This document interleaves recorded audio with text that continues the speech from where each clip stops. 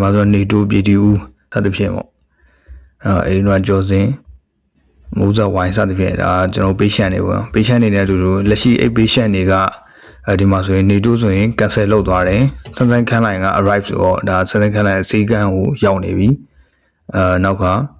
မြင်းမြတ်ကတော့ပြပြီးသွားတယ်ညာဘက်မှာကျွန်တော် finish ဆိုပြီးတော့ပြမယ် okay အခုကျွန်တော်နောက်ထပ် patient တယောက်ဒီနေ့လာပြမယ်ဆိုတော့ကျွန်တော် add appointment နှိပ်လို့ရတယ် add appointment မှာကျွန်တော်ချမ်းမြေမောင်ချိုလာပြမယ်ချမ်းမြေမောင်ချိုလို့ထည့်လိုက်နောက် patient ရဲ့ phone number ပေါ့ဗျာpatient ရဲ့ phone number ကျွန်တော်ထည့်ပါမယ်420 9483နောက်တကယ်လို့ patient တခြား patient တွေရှိတယ်ကျွန်တော် add appointment ထည့်ပြီးတော့တခါတည်းစာရင်းသွင်းတော့လို့ရပါတယ်လောလောဆယ်ကျွန်တော်တယောက်စာပဲသွင်းလိုက်ပါမယ် save for okay ဒါဆိုရင်အောက်ဆုံးမှာဒီချမ်းမြေမောင်ချိုလဲbooking တင်ထားရဆိုပြီးတော့စပြီးတော့ပေါ်နေမှာဖြစ်ပါတယ် okay တကယ်လို့အခု patient ရောက်လာဆိုလဲသူ့မှာထားပါဦးချမ်းမြေမောင်ချိုရောက်လာဆိုချမ်းမြေမောင်ချိုနှိပ်လိုက်မယ်ပြီးတော့ကျွန်တော်ဒီမှာ booking မှာarrive ကိုပြောင်းပြီးတော့ update နှိပ်လိုက်ရင်ရပါတယ်ဒါဆိုချမ်းမြေမောင်ချိုလဲရောက်လာပြီပေါ့ပြီးတော့တကယ်လို့နောက်တစ်ယောက်ရောက်လာတယ်ဒါမှမဟုတ် cancel လုပ်သွားရဆိုရင်သူသက်ဆိုင်ရာ patient ကိုနှိပ်ပြီးတော့ဒီသူတို့ရဲ့ status ကို change ပေးလို့ရပါတယ်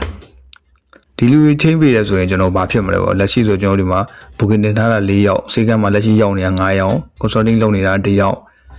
finish တော့ consulting ကဘယ်သူလုပ်နေလဲတည်ခြင်းဒီမှာဟိန်းဝေရန်ပေါ့ number 8 token number 8ဟိန်းဝေရန်ကိုconsult လုပ်နေရပြီးတော့ပြီးသွားတာ9ယောက်ဘယ်သူတွေလဲနှိပ်ကြည့်မယ်ဆိုနှိပ်ကြည့်လို့လည်းရပါတယ်ဟုတ်ပြီဒီလိုမျိုး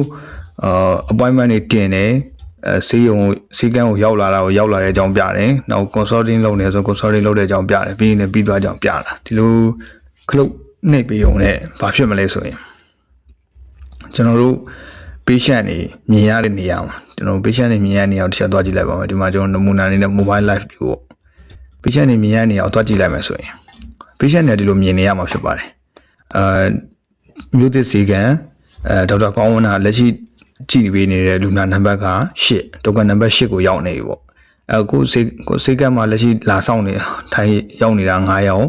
ပြီးတော့ပြီးသွားတဲ့သူကလည်း9ယောက်ပြီးတော့ဘယ်သူတွေကပြီးသွားရင်ဘယ်သူတွေရောက်နေတယ်ဆိုတာဘယ်သူတွေ cancel လုပ်သွားတယ်ဆိုတော့လေဒီမှာ token number ရယ်လူနာနာမည်ရယ်ပြီးတော့သူတို့ရဲ့လက်ရှိအခြေအနေရယ်ကျွန်တော်တို့ patient တွေတရားမြင်နေရမှာဖြစ်ပါတယ်ဒီတော့နော်စေကမ်းကနေပြီးတော့ admin ban တွေကနေပြီးတော့ဘယ်သူရောက်တယ်ဘယ်သူပြန်သွားပြီဆိုတာကိုနှိပ်ပေးနေရုံနဲ့ဒီစီရင်ကလည်းအချိန်နဲ့ပြည့်ညီupdate ဖြစ်နေမှာဖြစ်ပါတယ်ဟုတ်ကဲ့ပါဒီကတော့ကျွန်တော်တို့ကိုယ့်ရဲ့စေကမ်းက token number ကိုလူနာရဲ့ဖုန်းမှာ TV မှာအခမဲ့ဘယ်လိုပြသမလဲဆိုတာကို